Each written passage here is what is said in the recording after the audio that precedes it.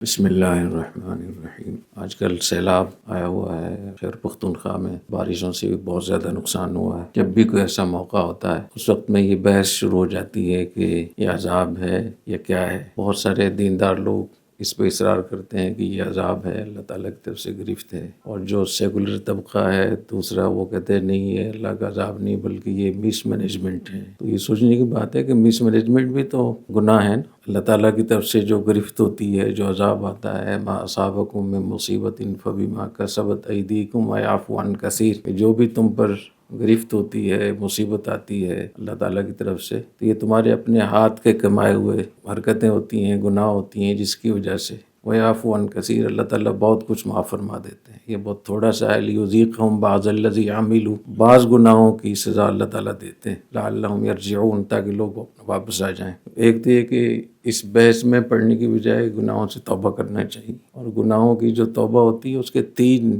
حصے ہوتے ہیں۔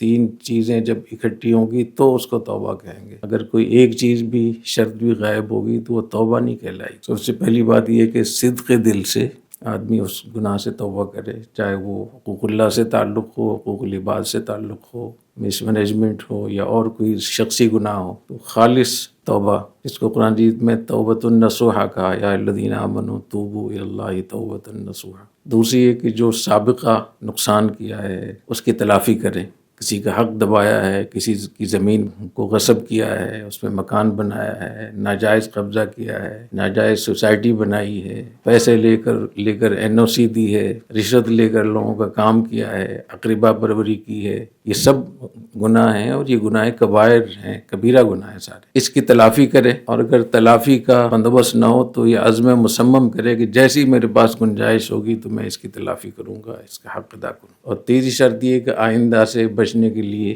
ارادہ کرے کہ آئندہ میں اس قسم کے گناہ کا ارتکاب نہیں کروں گا۔ اگر کوئی آدمی توبہ کرتا ہے زبان سے اور دل سے توبہ نہیں کر رہا تو یہ توبہ نہیں شمار ہو، اور اگر دل سے توبہ کر رہا ہے لیکن سابقہ گناہوں کی یا اس کی تلافی نہیں کر رہا، پورے کے پورے علاقے ہڑپ کر لیے اور بڑے بڑے ٹاؤن بنا لیے، اربوں خربوں کما لیے، اب کہنے میں توبہ کر رہا ہوں، تو وہ زمین واپس کرنا پڑے۔ ایک بالش زمین بھی اگر کسی نے قبضہ کر لیا کسی کی زمین پر، تو حدیث شریف میں آتا ہے قیامت کے دن 7 زمینوں کا طوق اس کی گلے میں ڈالا جائے، ایک بالش زمین۔ اور جہاں اتنی بڑی بڑی سوسائٹیاں، اتنے بڑے بڑے جب قبضے ہوتے ہیں تو یہ بھی تو گناہ ہے، اور گناہ کبیرہ ہے۔ اور اگر یہ بھی کر لیتا ہے لیکن آئندہ بچنے کا عزم نہیں کرتا تو یہ تو دھوکہ ہوا۔ تو توبہ کریں، اور توبہ ان 3 شرطوں کے ساتھ۔ حدیث شریف میں آتا ہے کہ جو آدمی سچے دل سے توبہ کرتا ہے اللہ اس کی مدد کرتے ہیں۔ پھر گناہ کی بھی 2 قسمیں ہوتی ہیں، ایک گناہ کبیرہ اور گناہ صغیرہ۔ پھر ہر ایک گناہ کی بھی 2 قسمیں، ایک انفرادی گناہ،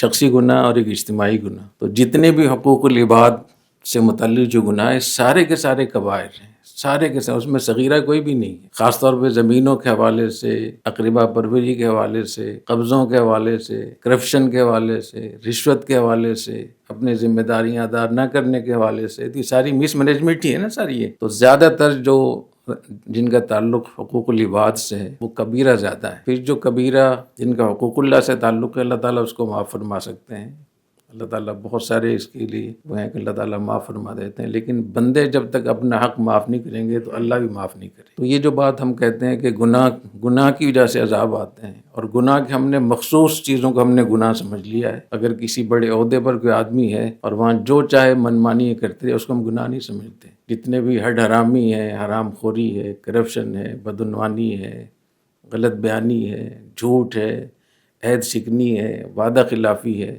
خیانت ہے اپنی ذمہ داریوں میں، یہ سب کبائر ہیں، کبیرہ گناہ ہے۔ اور کبیرہ گناہ کا جو مرتکب ہوتا ہے وہ فاسق ہوتا ہے۔ اور اگر اجتماعی طور پہ کسی چیز کا ارتکاب ہو رہا ہے یا حقوق العباد میں وہ ارتکاب کر رہا ہے تو اس کا جرم دوسرے جو شخصی جرائم ہیں، جیسے نماز چھوڑنا، روزہ نہ رکھنا، یا اور جو شخصی گناہ ہیں ان سے بڑا گناہ ہے۔ تو اس کو ہم گناہ میں کیوں نہیں شامل سمجھتے، بلکہ بڑے گناہ تو یہی ہے۔ اس لیے یہ آپ کہہ سکتے ہیں کہ گناہ چاہے حقوق اللہ سے متعلق ہوں یا حقوق العباد سے متعلق ہوں، شخصی ہوں یا اجتماعی ہوں، انتظامی امور سے متعلق ہوں، سب اس کا حکم ایک ہی ہے۔ تو یہ جتنے بھی سیلاب وغیرہ آتے ہیں پھر ہم کہتے ہیں کہ فلاں ٹاؤن جو ہے نا وہ راوی کے اس میں تھا، تو اس کی NOC کس نے دی؟ ظاہر کسی نے رشوت لے کر ہی NOC دی ہے نا. تو یہ سارے گناہ ہیں، ان سب سے ہمیں توبہ کرنی چاہیے. تو پوری قوم کو بھی توبہ کرنی چاہیے، اور خاص طور پہ وہ لوگ جو ان جرائم میں شریک ہیں یا ان جرائم کے مرتکب ہیں، جب تک وہ ان گناہوں سے توبہ نہیں کریں گے، تلافی نہیں کریں گے اپنے سابقہ کی، اس وقت تک توبہ قبول نہیں ہوگی. تو اس کا خلاصہ یہ ہوا کہ جو بھی تکلیفیں آ رہی ہیں، چاہے وہ شخصی گناہوں کی وجہ سے ہوں یا مس مینجمنٹ کے گناہوں کی وجہ سے ہوں، تو اس لیے میں یہ کہا کرتا ہوں کہ مس مینجمنٹ یہ ایک گناہ نہیں ہے، بہت سارے گناہوں کا بلکہ کبائر کا مجموعہ ہے.